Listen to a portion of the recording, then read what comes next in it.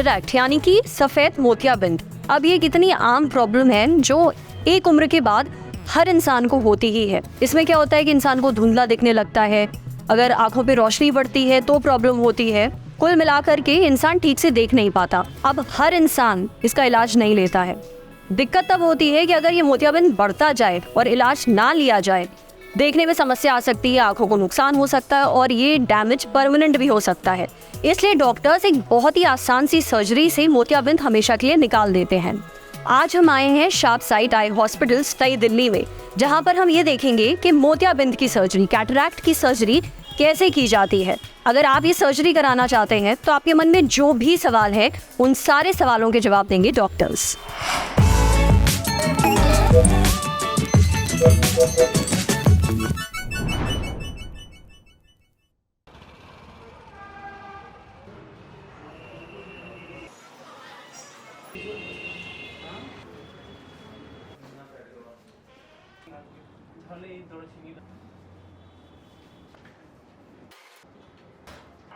अभी हम operation theatre के अंदर बैठे हैं, जैसे आपको दिख रहा होगा, मीरा जी के साथ, जो थोड़ी देर में अपना मोतियाबिंद की सर्जरी कराने वाली हैं।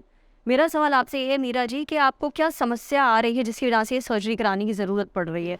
ये ना मेरे आंखों में जैसे धुंधलापन है और सूरज की रोशनी में मतलब बिल्कुल देखा नहीं जाता। जैसे ऊपर नीचे कहीं ऊपर नीचे सीढ़ियों पर चढ़ रही हूँ, उतर रही हूँ तो लगता है कि कहीं गिर ना पड़ूँ, नीचे नीचे पे पैर, डर लगता है मतलब कि दिखाई नहीं देता ना, तो इस वजह से। और फिर लाइट में भी दिक्कत आती है, लाइटें कई सारी दिखाई देती हैं और लाइट फैलती है जब आपकी आंखों पे पड़ती है तो? हाँ जी हाँ, जैसे बाइक की लाइट जा रही है ना तो वो कई सारी ऐसे गोल दिखाई देता है। ऐसा नहीं कि भाई एक ही अगर लाइट है तो एक ही नज़र आए, कई सारी गोल दिखाई देती है।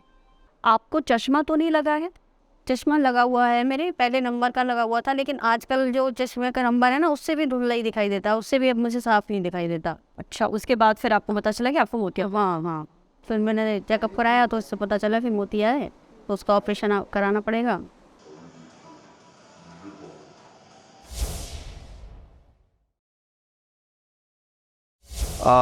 कैटरैक्ट जो है, जिसको हम सफ़ेद मोतिया कहते हैं, सफ़ेद मोतिया आँख के अंदर एक कुदरती लेंस होता है जो पारदर्शी होता है, ट्रांसपेरेंट होता है, शीशे जैसे आप खिड़की के शीशे से देख पाते हैं। उम्र के साथ जैसे किसी व्यक्ति के बाल सफ़ेद हो जाते हैं, ग्रेइंग ऑफ हेयर बोलते हैं जिसको हम, ऐसे ये लेंस जो होता है ये सफ़ेद हो जाता है। और सफ़ेद होने के कारण इसके आर पार दिखना वैसा ही दिक्कत हो जाती है जैसे आपकी गाड़ी के शीशे पे कोई वाइट पेंट डाल दे या आपकी खिड़की के शीशे पे कोई वाइट कलर लगा दे या पेंट कर दे तो आप आर पार नहीं देख पाते। तो ये उम्र के कारण इसमें सफ़ेद धब्बे आ जाते हैं और इसको हम सफ़ेद मोतिया कहते हैं। सफ़ेद मोतिया कैसे आ जाता है? सबसे कॉमन सफ़ेद मोतिया उम्र के कारण आता है और सफ़ेद मोतिया सबको आएगा। आज नहीं तो कल मुझे भी आएगा, मेरे बेटे को आएगा, मेरी वाइफ को आएगा, किसी को जल्दी किसी को देर में आएगा। आज के ज़माने में डेफिनेशन हो चुकी है कि अगर आपको देखने में विजुअल डिसेबिलिटी हो रही है, देखने में आपको आपत्ति हो रही है, देखने में दिक्कत हो रही है, तो आप सर्जरी लायक हैं। सबसे बड़ा चिन्ह है कि जनरली दिखना धुंधला हो जाना। दूसरा बहुत बड़ा चिन्ह है कि एक उम्र के बाद देखा गया चश्मे का नंबर बदलता नहीं है, मगर अगर बड़ी उम्र में आके पेशेंट का नंबर बार बार चेंज हो रहा है, ये भी सफ़ेद मोतिया का साइन हो सकता है। तीसरा साइन है रात के समय गाड़ी चलाने में दिक्कत होना, रोशनी का फैलना, गाड़ी की हेडलाइट से चुंधियाट होना, ग्लेयर होना, हेलो होना, ये भी सफ़ेद मोतिया का चिन्ह है। और एक बहुत ही इंटरेस्टिंग चिन्ह है सफ़ेद मोतिया का, कई लोगों का बड़े होकर पास का चश्मे का नंबर कम हो जाता है या हट जाता है, ये भी सफ़ेद मोतिया का एक साइन है। नॉर्मली बड़ी उम्र में आके पास का चश्मे का नंबर लगता है, मगर अगर किसी 55 साल के आदमी को पास का नंबर हट रहा है या कम हो रहा है, ये सफ़ेद मोतिया का चिन्ह। बहुत सारे पेशेंट्स हैं जिनको कैटरैक्ट हो चुका है, अर्ली स्टेज में है, पर जो रोशनी की कमी है वो सारी कैटरैक्ट के कारण नहीं है, कोई और बीमारी भी है उसके आँख के अंदर। तो मैं ऐसे पेशेंट्स को हम रेकमेंड करूंगा कि ये पेशेंट्स कैटरैक्ट की सर्जरी अभी ना कराकर पहले उस बीमारी के जो दुष्प्रभाव है, जो उसके नुकसान है, पहले उनको कंट्रोल किया जाए। तो ऐसे पेशेंट्स को हम कैटरेक्ट सर्जरी एडवाइस नहीं करते, क्योंकि जो रोशनी कम होने की कंट्रीब्यूशन है वो कैटरेक्ट की कम और किसी बीमारी की ज़्यादा होती है। जिस प्रकार से डायबिटीज़ का पेशेंट है, उसके पर्दे में नुक्स है, उसको कम दिखता है, पर सफ़ेद मोतिया भी है, तो उसको हम बोलते हैं अभी सफ़ेद मोतिया ऑपरेशन मत कराइए, पहले आप अपने और प्रॉब्लम का सॉर्ट आउट कराइए। तो ऐसे कई पेशेंट्स हैं जिनको हम बोलते हैं पहले और प्रॉब्लम का हल किया जाए, बाद में सफ़ेद मोतिया का हल किया जाता है। डायबिटीज़ अगर है, उसकी डायबिटीज़ कंट्रोल में है। अगर वो खून पतला करने की दवाइयाँ खा रहा है तो वो दवाइयाँ बंद करने से पहले अपने कार्डियोलॉजिस्ट से पूछेगा। अगर उसकी कोई किडनी की दवाई चल रही है तो एक बार अपने नेफ्रोलॉजिस्ट से बात कर लेगा। पर कुल मिलाकर सबसे ज़्यादा ध्यान हम शुगर पर रखते हैं। अगर उसकी शुगर कंट्रोल नहीं है तो पहले वो शुगर को कंट्रोल कर ले, फिर सर्जरी के लिए आए। मेन पार्ट होता है पेशेंट का विज़न। कितना पेशेंट का विज़न कम हुआ है कैटरेक्ट की वजह से, ये हमें पता करना होता है। उसकी रोशनी पे कितना फ़र्क पड़ा है। उसके बाद हम उस पेशेंट का रिफ्रैक्शन करते हैं, पता करते हैं पेशेंट का विजुअल पोटेंशियल कितना है। पिन होल एक डिवाइस होती है, उससे हम ये पता करते हैं कि पेशेंट का मैक्सिमम विज़न कितना इम्प्रूव हो सकता है आफ्टर सर्जरी, अगर उसके रेटिना में, पर्दे में कोई एबनॉर्मलिटीज़ नहीं है तो। उसके बाद हम पेशेंट का एक बायोमेट्रिक टेस्ट होता है, ए स्कैन जिसे हम बोलते हैं। उस टेस्ट से हम ये पता करते हैं पेशेंट की आँख के अंदर जो हम लेंस डालेंगे उसकी क्या पावर होगी, वेदर वो सिलेंड्रिकल होगा या फिर वो सिर्फ स्फेरिकल रहेगा। तो हमें ये पता करना होता है किस नंबर का लेंस उसकी आँख के अंदर ज़्यादा जाएगा।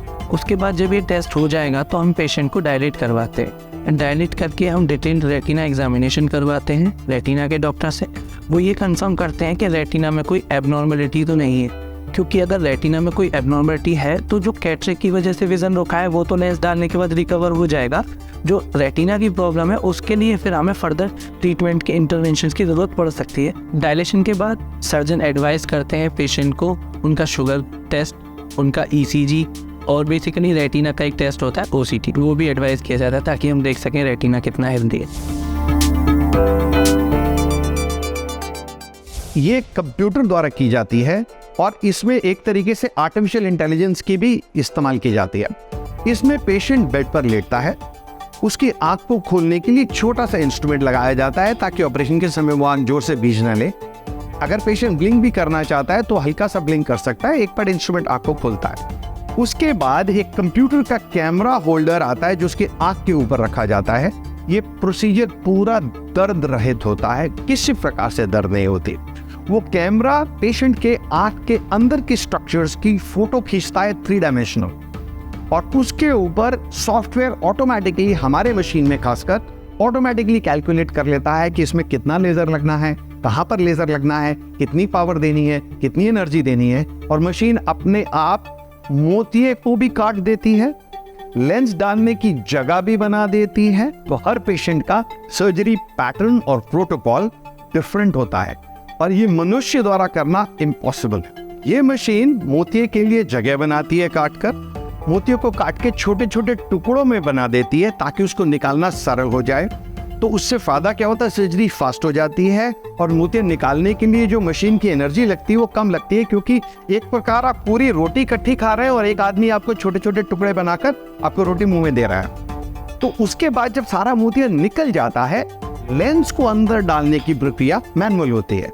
उसमें हम उसी छेद के द्वारा जिसके थ्रू मोतिये को हमने बाहर निकाला था, उसी छेद के थ्रू लेंस को एक छोटे से ट्यूब के फॉर्म में रोल कर देते हैं। जिस तरह के आप पेपर को रोल करते हैं, जिस तरह पत्ते को रोल करके बीड़ी बन जाती है, लेंस को रोल करते हैं और वो रोल करके एक सिलेंडर बन जाता है। उसको आंख के अंदर डालते हैं, बॉडी के अंदर, आंख के अंदर जाते ही वो लेंस खुल जाता है। सर्जन उसको जिस रिक्वायर्ड पोजीशन पे डालना होता है डाल देता है।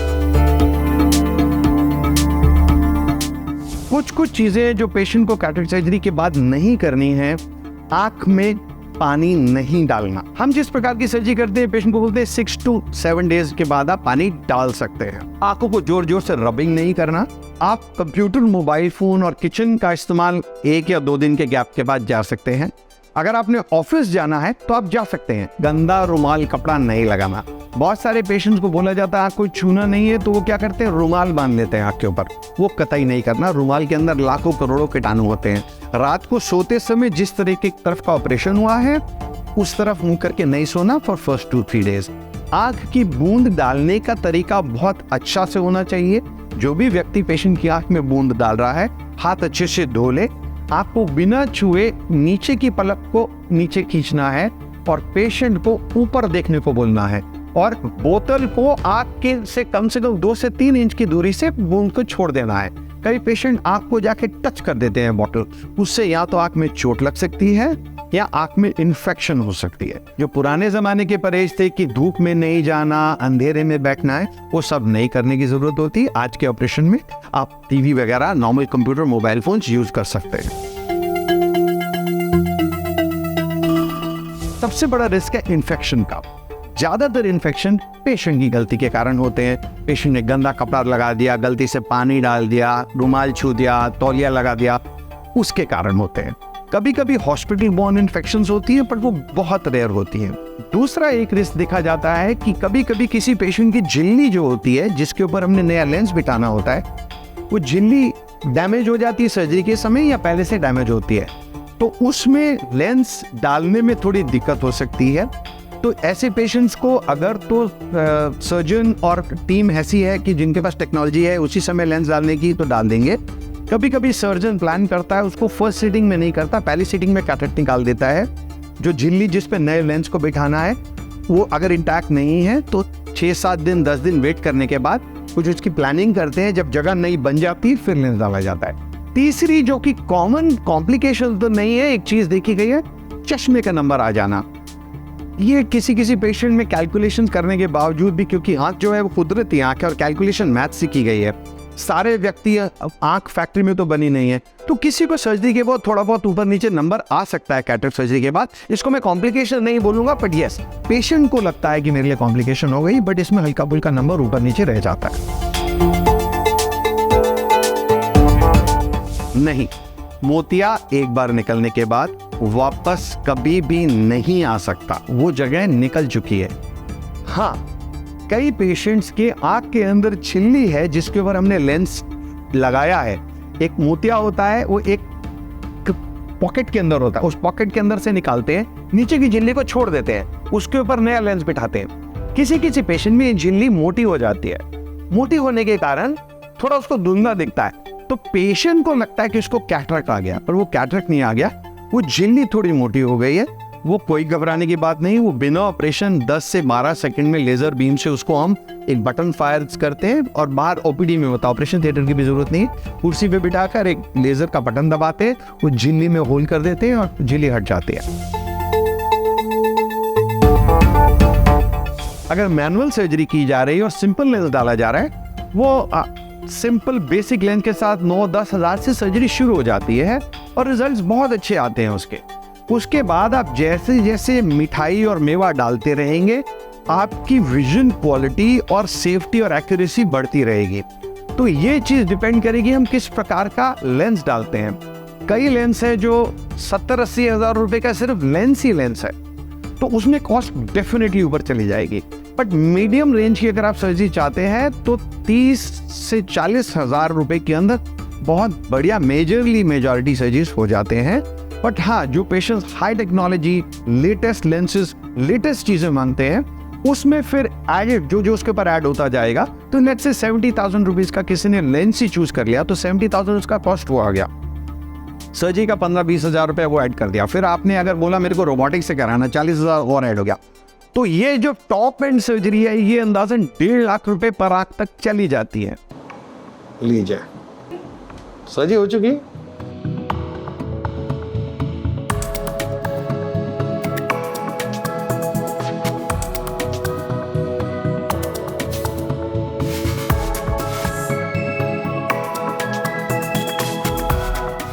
आपकी सर्जरी हुई है, क्या आपको दर्द हो रहा है या जो सर्जरी के दौरान दर्द हुआ आपको? नहीं, कोई दर्द नहीं हुआ, लेकिन थोड़ा हल्का सा दबाव सा महसूस हो रहा था, बाकी दर्द बहुत कुछ नहीं हुआ। और ये वाली आँख है आपकी जिसकी सर्जरी अभी हुई है, ये वाली, तो हाँ, सीधी आँख, तो अभी दिख रहा है आपको, दिखना शुरू हो गया है, राइट? तो मतलब बहुत ही आसानी से निकल गई सर्जरी, कोई तकलीफ नहीं हुई? नहीं। मोतियाबिंद की सर्जरी कैसे की जाती है आपने स्टेप बाय स्टेप देख लिया, आपको पता ही चल गया होगा इसमें दर्द नहीं होता है, कोई तकलीफ नहीं होती है। तो अगर आप ये सर्जरी कराने के बारे में सोच रहे हैं तो घबराइए मत, होपफुली आपके सारे सवालों के जवाब भी आपको मिल गए होंगे। आपको हमारी ये वीडियो कैसा लगा हमें कमेंट सेक्शन में ज़रूर बताइएगा, और क्या नया देखना चाहते हैं आप प्लीज़ ये भी बताइए। कैमरे के पीछे हमारे साथ हैं अमितेश। Thank you.